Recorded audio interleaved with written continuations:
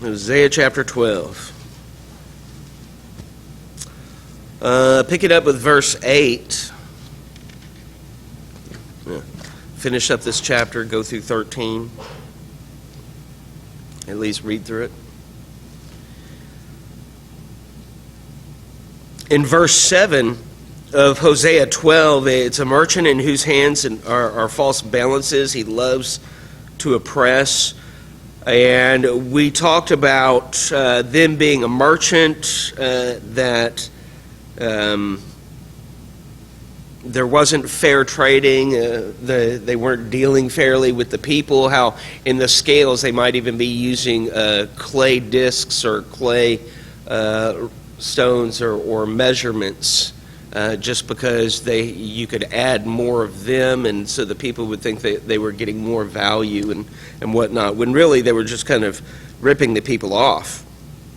Loving to oppress people where there's violence and false accusations are needed. It's all about being covetous. And then we came into verse 8. This is where we're picking up. And Ephraim said, "Surely I have become rich. I have found wealth for myself. In all my labors they will find in me in no iniquity," which would be sin. Now it's interesting that saying there, "In all my labors they'll find in me no iniquity," which would be sin. The idea there, which would be sin. So there's a recognition of what sin is. Now we think about it, is that we have Ephraim whose hands, verse 7, are false balances, loving to oppress. But Ephraim knows that that's sin. Does that make sense? Is that they know that it's sin, but they're still committing that sin, and yet they're saying no one's going to find that sin out. No one's going to be able to find the sin in me. Oh, yes, sir. Is this Ephraim not Israel? Yeah, the people. Yes. Not the man. Right. Yes, sir. Sure sounds like Well, it's talking about the entire corruption of the people. And we might liken this to Luke chapter 12, verses 15 through 21. Luke chapter 12 is, something that should be very familiar to us. I'll go ahead and read there, Luke 12, verses 15 through 21. "Then he said to them, 'Beware and be on your guard against every form of greed.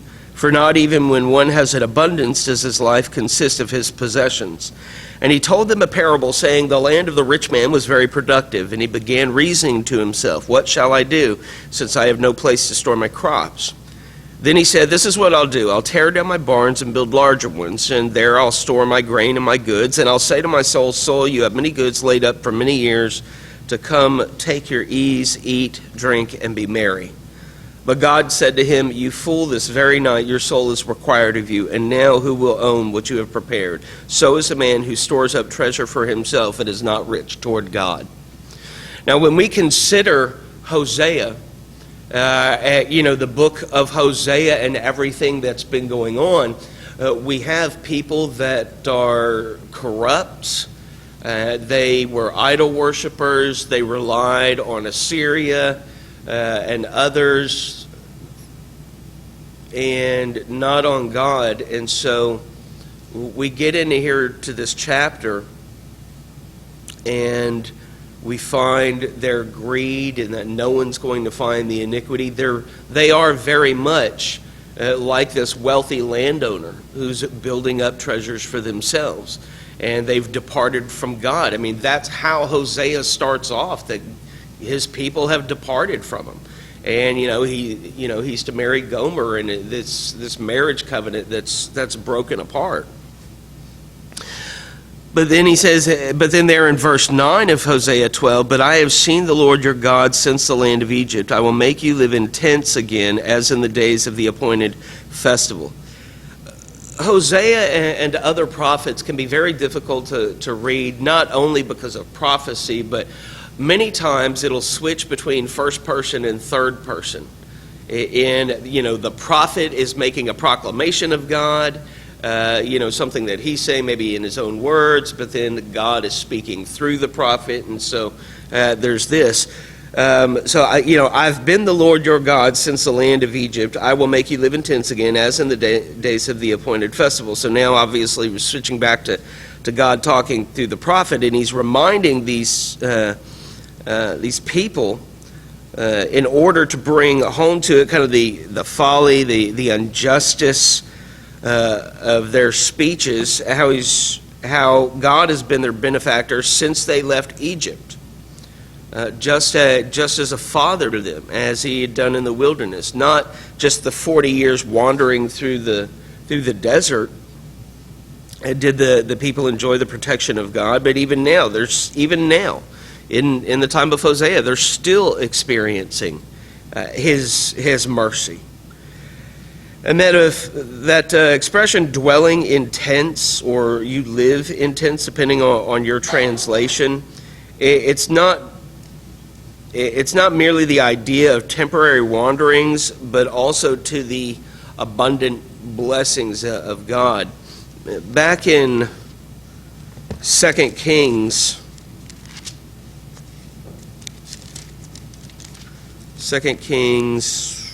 chapter 13.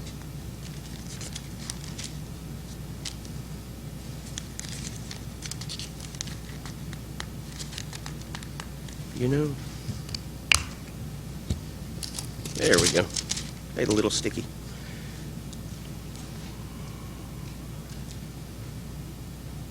The Lord gave Israel a deliverer so that they escaped from under the hand of the Arameans, and the sons of Israel lived in their tents as formerly. So the idea of them dwelling in these tents, it's not just these wilderness wanderings, but it's other times when they had encountered enemies. It was, when they necessarily didn't have a home, but the blessings of God. It's the Feast of Tabernacles there, the days of the appointed festivals, the Feast of Tabernacles, and that's the yearly dwelling in tents. In a very literal sense, this Feast of Tabernacles, they would set up tents or these temporary shelters that they would dwell in to remind them of what it is God had done, the provision of God. Not only, again, in bringing them out of Egypt and the wilderness wanderings, but at other points as well. The thing is that really it's captured.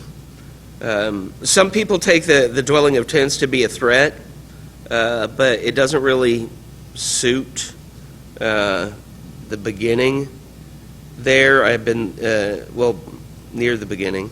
Verse 4, he wrestled with the angels, saw it and wept and what have you. Or in 13:4, I'm sorry. Yet I have been the Lord your God since the land of Egypt, and you are not to know any God except me, for there is no Savior besides me. And we'll get there in a few moments. Ultimately, what's captured here is how even when God brought the people out of the land of Egypt, after he brought them from that 430 years of slavery that they were in, he still did not abandon them. What was the response of the people? Do you remember when, pretty near the beginning of coming out of Egypt, as to how they saw God and what he had done? Do you remember their attitude? Yeah. Yeah, they thought that they were better off in Egypt. In fact, the Lord said that he was going to take them to a place flowing with milk and honey. And then they actually say that's how Egypt was, that Egypt was a place flowing with milk and honey. That they would have rather been slaves under Pharaoh than to be free people under God, or at least that's how they saw it at the time. Part of the reason being is because even though they were slaves, there was still a certain measure of comfortability, of having a house to dwell in, of provisions of food and, drink and all of this.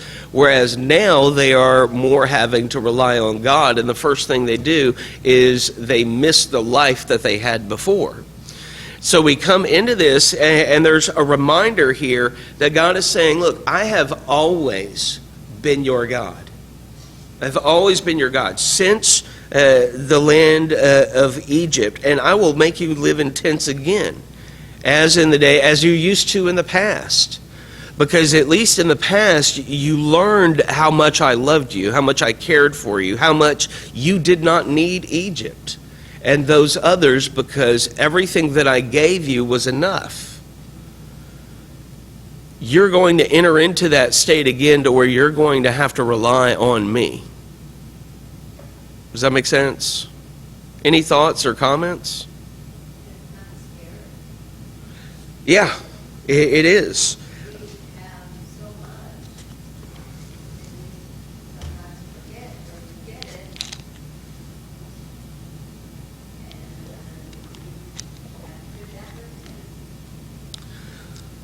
Yeah, and it happens, we think of people who, they've become aware of what the Bible says, and, they make that decision to commit their lives to God. They're baptized for the forgiveness of their sins. They're added to the Lord's church. But then they start to forget who it is that has given them everything and has given them that freedom. And they start to miss that former life. I've said it before that one of the ways that someone told me of thinking about becoming a Christian is very much like an alcoholic trying to get sober. You can't necessarily go to the same places that you used to go to. You can't necessarily hang out with the same people that you used to associate with. You have to be, if that's what it takes, you have to cut that former life completely off. And most of the time, when an alcoholic is trying to get sober, they're part of a program of some type. They have someone who's been through it for a while and is helping to hold them accountable. Their accountability buddy. All right? And when someone comes out of sin and becomes a Christian, it's important that, lack of a better way of saying it, it's important that they get with the program. So, no, you can't do this, you can't do that. And you might not have known that when you started off on this journey, but you need to know it. And that's when those who are more experienced, those who have been in the program or Christians for a longer time, need to kind of take them under their wing and help them with study, help to strengthen and encourage them. Maybe it might be, setting up a weekly phone call or a weekly time to get lunch, or inviting them to your home and doing some studies together and being willing to answer their questions or what have you. And we might even ask, in October we had 2 baptisms here, and I know that we've got the new converts class going on Thursday nights, but how many since October? So we've got, October, I don't know the exact date, but we'll just say October, November, December. We're nearing the end of January. So how many of us in the last 4 months, or almost 4 full months, have reached out to them and said, to Kate and Abby, and said, how can we help? Do you want to study together? Do you want to go out to eat together, or what have you? Part of the problem is that we wait until it's too late. We have to strengthen people when they're just coming to, especially when they're just coming to the faith. Because otherwise, in 10 years, we wonder, where have all the Christians gone?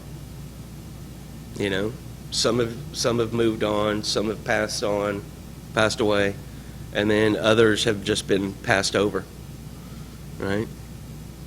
But God, he's got this reminder here. I've always been your God. And we might liken this living in tense again back to chapter 2 in verse 8, or beginning in verse 8 of chapter 2 in Hosea, where he says, look, I'm going to take all of this stuff back. You're going to realize that I'm your God. And he continues there in verse 10, I've also spoken to the prophets, and I gave numerous visions, and through the prophets I gave parables. So God, he moves actually somewhat abruptly from talking about the Exodus and the wilderness wanderings, bringing them out of Egypt, to the activities of the prophets. And he says that I spoke to them. I gave multiple visions. I've given a lot of parables. There's a repetition. I'm not sure.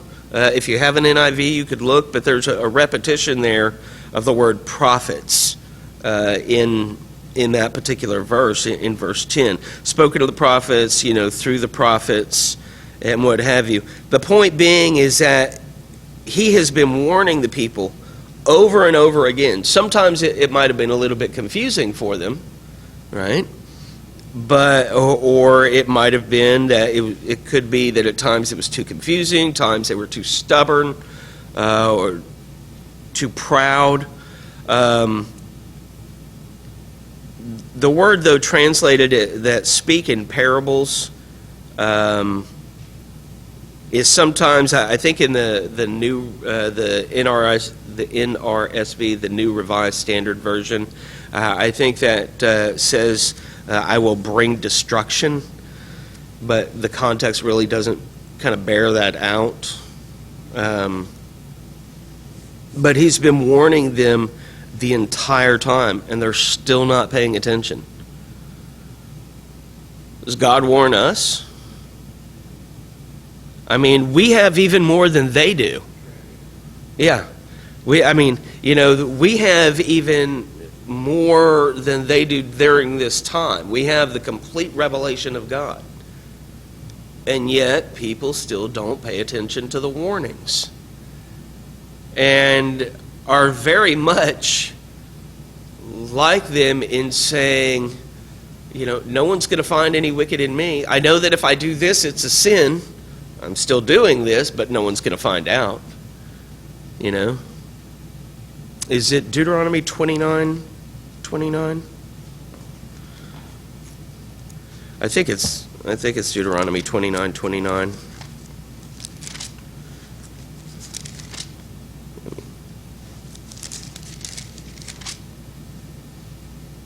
Nope, that's not it. I'm at a loss to the reference, but it is, beware, you have sinned against the Lord your God, and you can be sure your sins will find you out. I don't know. I'm sure someone's got Google here. If you Google it, beware your sins will find you out, or something Old Testament, it's there. I thought it was Deuteronomy 29:29.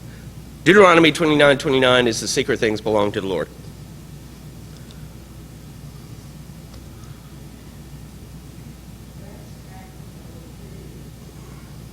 Do what? Oh, yeah. Absolutely. Oh, absolutely. What?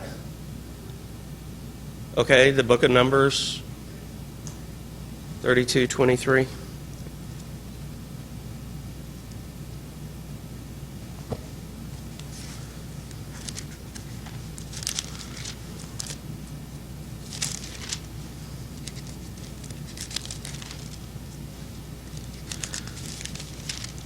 Yeah, so Numbers 32:23, the latter portion of the verse, behold, you have sinned against the Lord, and be sure your sin will find you out. I knew it was kind of one of those. There are certain verses that really just kind of stick out, like Deuteronomy 29:29, or 32, and then you flip them and it's 23, that type of thing. Kind of like Psalm 7:11, he is a just God who is angry with the wicked every day. I think of the convenience store every time I think of that verse. Just, getting coffee at Psalm 7:11. But yeah, that's the thing, and we do that even when there's, I guess, we say a private sin or something that maybe people do in the privacy of their own homes and no one else is around them or whatever. Oh, no one's seeing me, so I'm good. It's like, no, you're seen. And just like the people here mentioned in Hosea, punishment might not come right away. But don't think just because, God's not sitting there with a stick to thwack you on the head every time you sin. Yeah. Don't think that punishment's not coming at all. Right? Any thoughts or comments? Verse 11, is there iniquity in Gilead? Surely they are worthless. In Gilgal they sacrifice bulls. Yes, their altars are like the stone heaps beside the furrows of the field. So in Gilead, it's a region east of the Jordan River.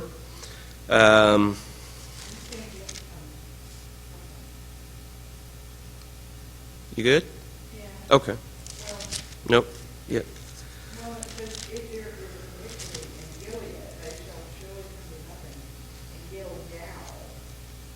Mm-hmm. Yeah. Well, I mean, region and location. Look here. Hosea 6 and verse 8, Gilead is a city of wrongdoers, tracked with bloody footprints. And then it goes on to talking about the priests. But now Jacob fled to the land of Aram, and Israel worked for a wife, and for a wife he kept sheep. But by a prophet the Lord brought Israel from Egypt, and by a prophet he was kept. So again, just like the wilderness wanderings coming out of Egypt, so again the Lord goes back to past goodness, going back to Jacob's experience. As we read there in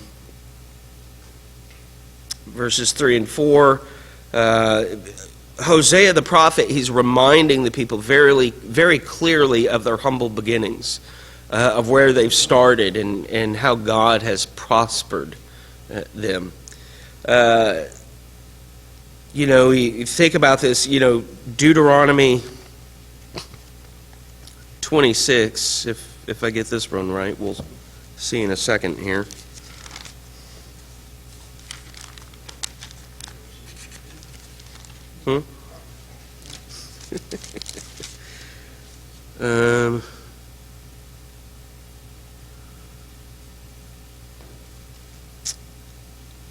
Bringing up the fact that their ancient ancestor, was once a refugee who had to work, tend sheep to acquire a wife. Deuteronomy 6 and verse 5, you shall answer and say before the Lord your God, 26 verse 5, my father was a wandering Aramean, and he went down to Egypt and sojourned there, few in number, but there became a great, mighty, and populous nation. So initially where kind of that started off.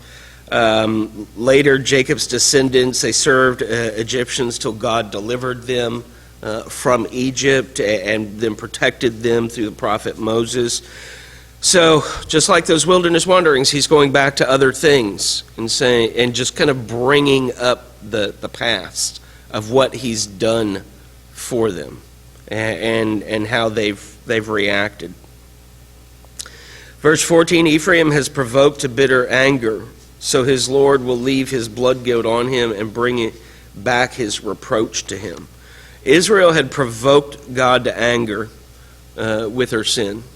And Hosea... Is that Jacob or what Israel is? Oh, well, it's the reference of the Ephraim, the kingdom. So now we're back in the present. Yeah. Now we're back in the present. I'm telling you, some Bibles, they really I don't know how many of you would have this, but I know some Bible programs like Logos, for example, it actually has like a little icon there at verses to where you can just mouse over it and it tells you who is talking and who it's referring to. Makes things a little bit easier.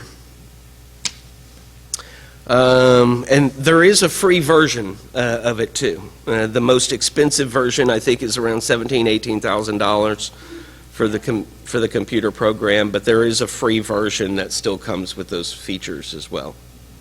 So Israel had provoked God to anger with the sin, and it's frequently used in reference to idols. Just a couple of verses to maybe write down this provoke to anger. Deuteronomy 4:25. We won't read these, but you might want to write them down. Deuteronomy 4:25. Deuteronomy 9:18. Deuteronomy 31:29. Judges 2 and verse 12. 1 Kings 14 and verse 9. So Deuteronomy 4:25, 9:18, 31:29, Judges 2 and verse 12, and 1 Kings 14 verse 9. And so in response to this, them provoking his anger and the corruptness of the people, God's not going to extend the forgiveness. Instead, he's going to leave the nation with this guilt, and he's going to repay them for the evil that they've done. Any thoughts or comments, though?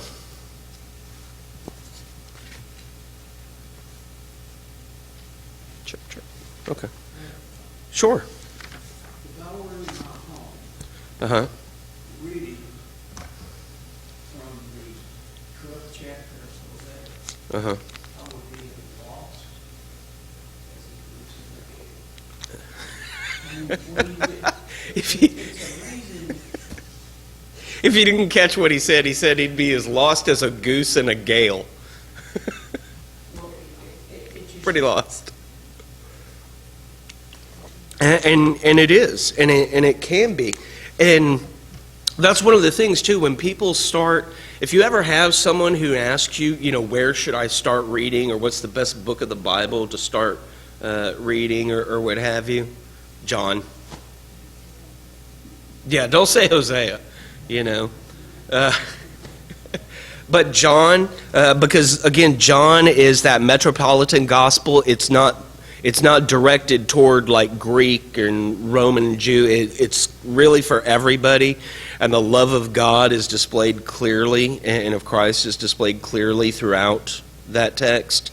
As you know from the past, 4 years of John classes on Wednesday nights. There's the miraculous nature of Christ that's in there. But no, you're absolutely right. And a lot of people, they don't know where to start.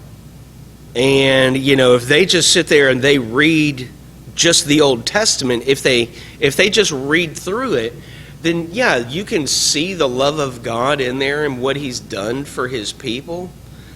But you see slavery, you see sacrifice, you see cannibalism, you see rape, and all of these things in the Old Testament. And people set the Bible down, and I want nothing to do with it. Because that's all they know, and then they may walk away with the opinion of, no, God, no thanks, But they don't, and I hate to use this word, they don't finish the story, the account of God. I don't like really using the story, but and if they would see, then everything would really start to kind of fit together. I'm not saying that it's not going to still be confusing at times. It will be, but yeah, start with John, and I'd say start with John, and then Acts, and then Romans, and then maybe go back to Matthew. Anyhow. But yeah, Goose and the Gale. That's a new one on me. I'm good. As far as when to start reading Genesis, I would say read Hebrews before Genesis. Just because Hebrews, several chapters in there talk about Christ being a better sacrifice, a better priest, and mentioning several figures in Genesis. And so that way when you come to those figures, you already have an idea of where they fall because of how they're referred to in the New Testament. But did you have any thoughts as to where maybe to start or where Genesis might fall? And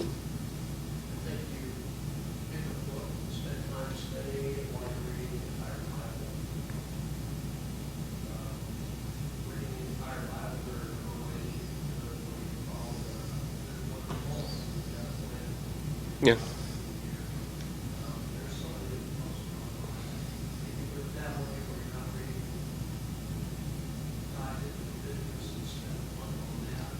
Yeah, don't dive into Leviticus right away.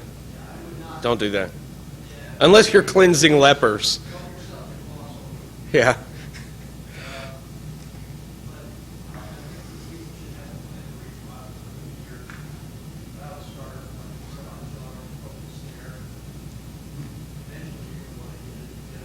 Yeah.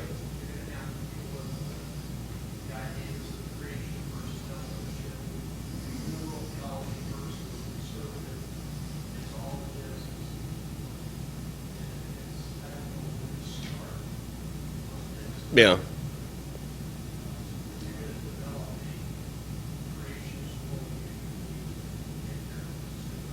Oh, sure.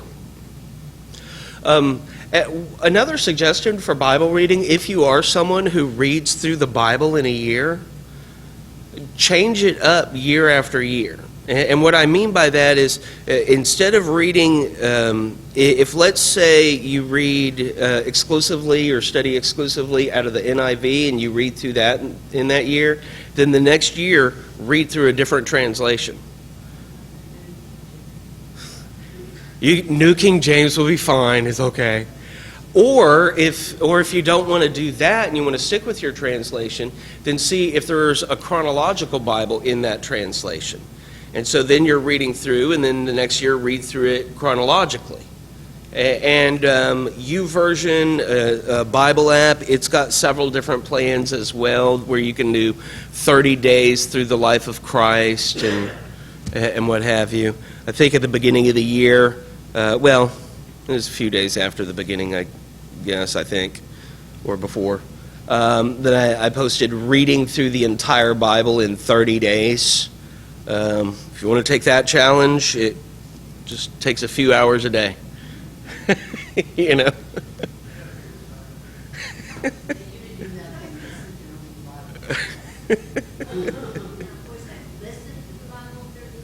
It's reading, it's listening in your car, it's wherever you find the time,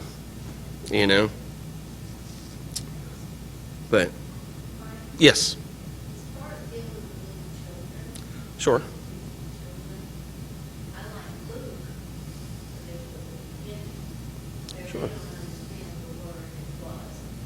Sure.